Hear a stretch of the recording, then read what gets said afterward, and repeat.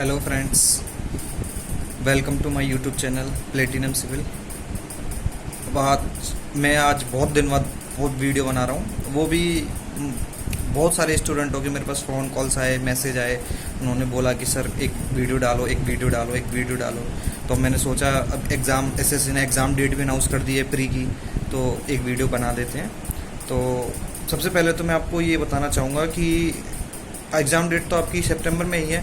तो इस बार एसएससी ने क्या डिसाइड किया है अभी नॉट कंफर्म, लेकिन जितना मतलब सुनने में आया है कि एसएससी डिसाइड कर रही है कि इस बार जो 2019 का एग्ज़ाम है, प्री और मेंस के एग्ज़ाम के बीच में 1.5 महीने का डिफरेंस रखें। जैसे आपने देखा होगा पुराने एग्ज़ाम को देखो तो मिनिमम 3 महीने का टाइम रहता था, ठीक है। वैसे तो 45 दिन का टाइम का एक क्राइटेरिया होता है, लेकिन फिर भी हमें 3 महीने का टाइम मिल जाता था। अब क्या है, अब ये बोल रहे हैं कि 1.5 महीने का टाइम का, कि 1.5 महीने हमें 1.5 महीने में एग्ज़ाम करवाना, क्योंकि अभी 20 का एग्ज़ाम 20 वाला भी एग्ज़ाम करवाना है उनको। तो इस वजह से जहाँ तक मुझे सुनने में आया है तो ये 1.5 महीने का टाइम लेके चलें।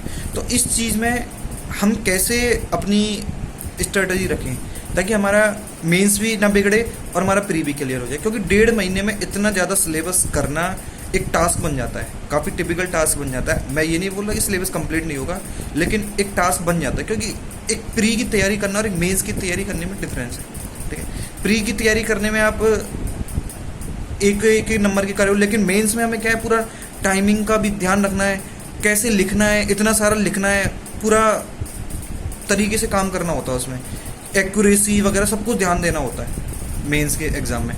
तो उसके लिए मैं सबसे पहले आपको बताना चाहूँगा कि जैसे अपनी मेजर सब्जेक्ट प्री में आप जैसे मेजर सब्जेक्ट आप कर रहे हो, आरसीसी हुई, स्टील हुई, स्ट्रेंथ ऑफ मटेरियल हुई, बीएमसी हुई, फ्लूइड मैकेनिक्स हुई, सर्वेइंग हुई, तो ये हमारी जो मेजर सब्जेक्ट है इनको पढ़ रहे हो, इनका अच्छा खासा वेटेज रहता है। एस्टिमेट हुई, अच्छा खासा वेटेज रहता है। तो मैं क्या कहना चाहता हूँ, मैं सिर्फ आपको यही बताना चाह रहा हूँ कि जैसे आप मेंस के पेपर देखोगे, पिछले 5 साल के आप पेपर देखो, तो उन 5 साल के पेपरों में आप एक चीज़ देखना कि कुछ क्वेश्चंस, कुछ पैटर्न ऐसे हैं कि सेम है। जैसे as like strength of material में बात करोगे तो आपको एक बेंडिंग मोमेंट शियर फोर्स का क्वेश्चन जरूर मिल जाएगा हमेशा, और वो 20 से 25 नंबर का क्वेश्चन आता है। तो मैं ये कहना चाहता हूँ कि ऐसी सब्जेक्ट जिनका वेटेज कम रहता है मेंस में, जैसे 1-2 क्वेश्चन आते हैं, लेकिन ऐसे क्वेश्चन होते हैं जो अपन ईजिली कर सकते हैं और अपन स्कोर कर सकते हैं। तो स्ट्रेंथ ऑफ मटेरियल है, स्ट्रेंथ ऑफ मटेरियल में shear force bending moment 25 number का जो क्वेश्चन आता है, वो मैं चाहता हूँ कि आप प्री की जो तैयारी करें उस टाइम ही आप क्लियर करके चलें। प्री की तैयारी के साथ आप क्लियर करके चलोगे तो हमें जब जो टाइम मिलेगा, जो 1.5 महीने का टाइम मिलेगा मेंस के लिए, नॉट कन्फर्म बट सोचा जा रहा है, एसएससी सोच रही है, अगर ऐसा होता है तो उस कंडीशन में मैं बता रहा हूँ, तो आप स्ट्रेटेजी फॉलो कर सकते हो। तो आप उन 1.5 महीनों में आप उन सब्जेक्टों पे फोकस करोगे जिनका अच्छा खासा वेटेज है, एज लाइक सॉइल और आरसीसी।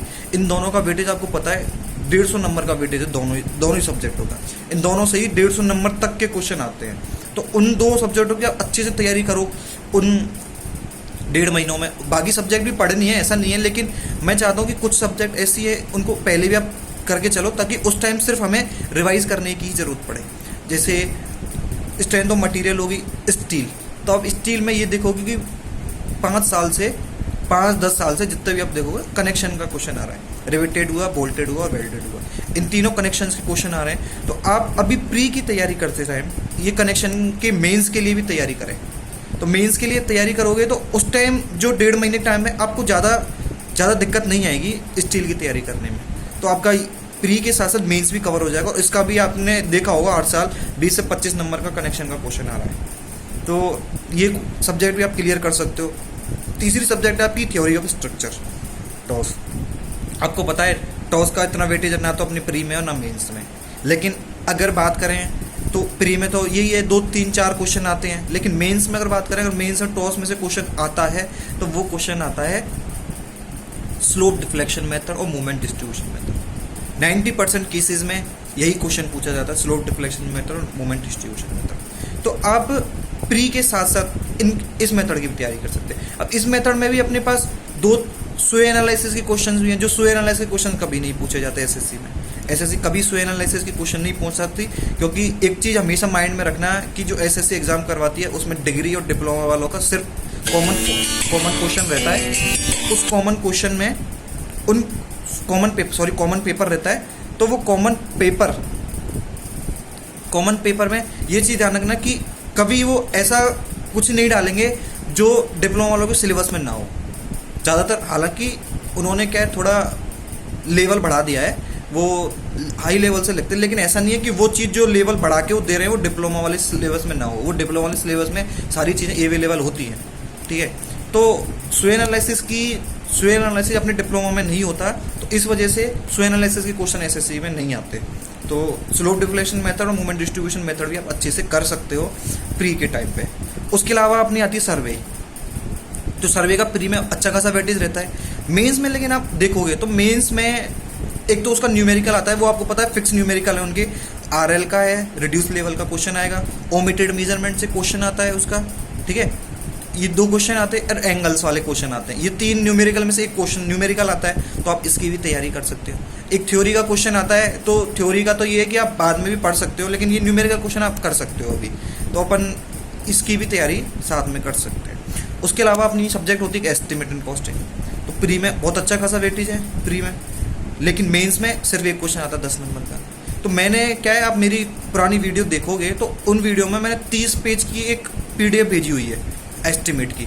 तो उस 30 पेज के एस्टिमेट को जब पढ़ोगे तो उससे मैं ये नहीं बोल रहा कि प्री में 10 क्वेश्चन आएंगे, 10 की 10 क्लियर हो जाएंगे, लेकिन 7 से 8 क्वेश्चन तो आप कर ही सकते हो उस 30 पेज की पीडीएफ से, ठीक है। उसके अलावा जो न्यूमेरिकल्स आते हैं एस्टिमेट के, उनके लिए मैं ऑलरेडी वीडियो बना चुका हूँ, तो वो वीडियो भी देख ले ताकि आपके न्यूमेरिकल क्लियर हो जाए। और जो 30 पेज की जो पीडीएफ है वो मैंने प्री प्लस मेंस दोनों को मिला के बनाई हुई है, तो वो मेंस के लिए भी आपके लिए वो 30 पेज बहुत इफेक्टिव है। तो आप वही पढ़ लेंगे तो आपको आपकी एस्टिमेट भी अभी क्लियर हो जाएगी, ठीक है। और उसके अलावा अपन बात करते हैं तो बीएमसी की बात करते हैं, तो बीएमसी थ्योरी की है, तो आप उसको चाहे तो बाद में पढ़ सकते हैं। अभी आपने अगर ये स्ट्रेटजी फॉलो कर रखी है कि हमें सिर्फ अभी प्री की तैयारी करनी है, तो स्ट्रेटजी बहुत ठीक है, पर मैं यही चाहूँगा कि अगर एग्ज़ाम का इंटरवल उन्होंने 1.5 महीने का रखा, तो उस कंडीशन में आपके लिए बहुत ज़्यादा दिक्कतें आ जाएंगी। तो इस वजह से कुछ सब्जेक्ट हैं आप प्री के साथ ही क्लियर कर लें। मैं ये नहीं बोलता सारी करें। अब जैसे अपन ये आरसीसी है, तो आरसीसी जिस हिसाब से अपन पढ़ते हैं लगभग सारी चीज़ें क्लियर हो जाती हैं। बस आरसीसी में मेंस के लिए हमें क्या पढ़ना होगा, स्टेप, बाकी सारी चीज़ें अपनी क्लियर हो जाती हैं कि कितना कवर लेना है, कितना नहीं लेना, वो सारी चीज़ें प्री में आ जाती हैं, ठीक है। मेंस में स्टेप है, अगर आपको अभी नहीं करना है वो आरसीसी और सॉइल आप बाद में कर लेना, जो प्री के एग्जाम होने के बाद, ठीक है। कुछ सब्जेक्ट हैं जो आप बाद में कर लेना, जैसे एफएम हुआ, एफएम को आप बाद में करना चाहें तो एफएम को बाद में कर लेना। ये अपनी सॉइल हो गई, अपनी आरसीसी हो गई, ये बाद में कर लेना। बाकी ये जो जिनमें कम वेटेज है, 1-1, 2-2 क्वेश्चन आते हैं और फिक्स क्वेश्चन है, तो उनको आप अभी पढ़ सकते हो। उसमें आपको, क्योंकि सॉइल सब्जेक्ट और आरसीसी ऐसी सब्जेक्ट हैं, सॉइल पूरी इंपॉर्टेंट है। सॉइल में से अपन कुछ भी स्किप नहीं कर सकते कि अपन ये सोचे कि ये चैप्टर छोड़ दे, ये चैप्टर छोड़ दे, नहीं, हमें उसमें सब कुछ पढ़ना पड़ेगा सॉइल में, क्योंकि हर साल कुछ ना कुछ नए क्वेश्चन कोई अलग टॉपिक से क्वेश्चन आते रहते हैं। लेकिन अब देखोगे स्टील हुई, सोम हुई, सर्वेइंग हुई, एस्टिमेट हुई, इनके फिक्स क्वेश्चन है, वही घूम फिर के वही क्वेश्चन आ जाते हैं। बस थोड़ा सा क्या करते हैं, ये वैल्यू चेंज कर देंगे, थोड़ा सा क्वेश्चन का कभी कुछ पूछ लेते हैं, कभी कुछ पूछ लेते हैं, आते वहीं से है। कनेक्शन का है तो कनेक्शन से ही आता है, वो चाहे वेल्डेड कनेक्शन से पूछ लेंगे, अगली बार रिवेटेड से पूछ लेते हैं, तो ये क्वेश्चन ऐसे चेंज करते रहते हैं। बाकी तो यही बोलूँगा मैं कि अगर, क्योंकि 20 का भी एग्ज़ाम करवाना है अभी एसएससी को, तो 20 का एग्ज़ाम करवाना है, तो जहाँ तक मुझे लग रहा है कि मेंस के लिए वो इतना टाइम नहीं देंगे जो अब तक टाइम मिला। और आपको पता है कोरोना की वजह से बहुत ज़्यादा सिचुएशन ख़राब हो चुकी है। अभी 2018 वाला मेंस का अभी रिज़ल्ट नहीं आया, अभी उसका मेंस का रिज़ल्ट आना है, उसके बाद वेरिफिकेशन होना है, फाइनल रिज़ल्ट आना है। तो आप ये भी लगा सकते हो कि ज्वाइनिंग भी कितनी लेट हो रही है। तो अभी एसएससी सोच रही है कि फटाफट 20 का एग्ज़ाम करवाया जाए और ज्वाइनिंग दी जाए, तो इससे ज़्यादा ज्वाइनिंग जल्दी से जल्दी दी जाए और इसके लिए उनको क्या है कि जो एग्ज़ाम का टाइम इंटरवल है वो उनको कम करना पड़ेगा। और उसके लिए वैसे भी आपको पता है 45 डे का क्राइटेरिया रहता है इनका, तो ऐसा कोई बाउंड भी नहीं है कि 3 महीने दिए जाएं, तो वो 45 दिन में अगर देते हैं तो बस ये स्ट्रेटेजी आप फॉलो करो। मैं बस आपसे यही बोलना चाहूँगा। और अच्छे से पढ़ो, अच्छे से पढ़ाई करो। और प्री का एग्ज़ाम आ चुका है और साथ ही साथ आपको पता है राजस्थान में भी भर्ती आ चुकी है और राजस्थान का भी एग्ज़ाम होने वाला है, तो अच्छे से पढ़ाई करो। और हाँ, एक स्टूडेंट ने मेरे को फ़ोन करके, फ़ोन से भी या मैसेज से भी पूछा था कि जीके के लिए हम क्या करें।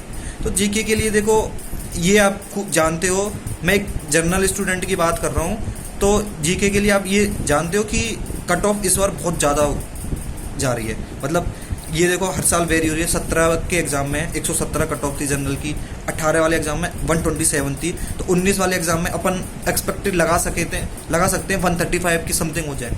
तो पहले तो क्या रहता था 2017 से पहले कि अगर अपन जीके पे ज़्यादा फोकस ना करें तो अपन रीजनिंग और अपनी टेक्निकल से अपन कवर कर पाते थे। लेकिन अब इस बार अब ऐसा कुछ नहीं है, हमें अब जीके भी पढ़नी पड़ेगी। तो जीके के लिए आप करंट अफेयर्स पे ज़्यादा फोकस करें, जनरल साइंस पे ज़्यादा फोकस करें, इन दोनों को अपन बहुत ज़्यादा अच्छे से पढ़ें। मैं बस यही बोलूँगा, हिस्ट्री आप ना पढ़ें तो भी ठीक, कोई दिक्कत नहीं है, क्योंकि 2 क्वेश्चन आते हैं और आप हिस्ट्री पे इतना फोकस करोगे, इससे ज़्यादा बेस्ट ये रहेगा कि आप टेक्निकल में अच्छा और स्कोर कर लो, जितने घंटे आप हिस्ट्री को देने के मूड में हो। तो उसके अलावा अगर आप पॉलिटिक्स पढ़ना चाहते हो तो पॉलिटिक्स से भी पढ़ सकते हैं। बाकी तीन चीज़ों में आप पढ़ लो, अच्छे से पढ़ लो, तो आप अच्छे 20 से 25 क्वेश्चन आप कवर कर सकते हो। लेकिन ये चीज़ ध्यान रखना कि आपको टेक्निकल में और रीजनिंग में अच्छे मार्क्स करने पड़ेंगे, ठीक है। तो मैं यही बोलूँगा कि अच्छे से पढ़ाई करो। और पहले तो सबसे पहली बात तो कि अपना सेफ रहो, क्यों कोई कोरोना महामारी चल रही है अभी। तो पहले तो मैं यही चाहूँगा कि पहले लाइफ है अपनी, तो सेफ रहें और अच्छे से पढ़ाई करें। और अब लॉकडाउन ख़त्म होने पे आ रहा है, तो अब पढ़ाई पे फोकस करें। मुझे पता है 2-3 महीने आपने खूब मज़े किए, खूब मस्ती की है। लॉकडाउन में ना कोचिंग वगैरह सब बंद थी, तो आप ना इतना पढ़ पा रहे होंगे घर पे। लेकिन अब टाइम टेबल आ गया है, तो अपनी पढ़ाई को अच्छे से कॉन्सेंट्रेट होकर पढ़ाई करें और अच्छे से पढ़ें। और किसी को कोई भी डाउट हो तो मेरे से पूछ सकता है, क्लियर कर सकता है, मेरे को मैसेज कर सकता है, कमेंट बॉक्स पे कमेंट करे और मुझे बताए कि क्या दिक्कत है, क्या दिक्कत नहीं आ रही पढ़ने में, ठीक है। बस मैं इतना ही कहना चाहता हूँ। और मतलब बहुत ज़्यादा स्टूडेंटों की रिक्वायरमेंट थी कि एक वीडियो बनाई जाए। शायद मेरी 5 या 6 महीने बाद कोई वीडियो मैंने डाली हुई है, वो भी उन्होंने बहुत ज़्यादा फोर्स किया मुझे, इसलिए मैंने कोई वीडियो डाली है। तो आप अच्छे से पढ़ाई करें और wish you best of luck, आपका सिलेक्शन हो और आप जॉब लें। Thank you.